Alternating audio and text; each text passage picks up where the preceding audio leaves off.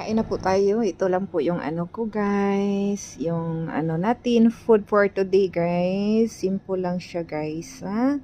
Okay, ayan po siya. Ito po yung chicken guys. At saka ito yung nilagang carrot. Ayan.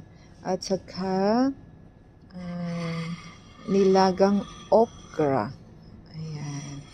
Okra at saka broccoli. Oh.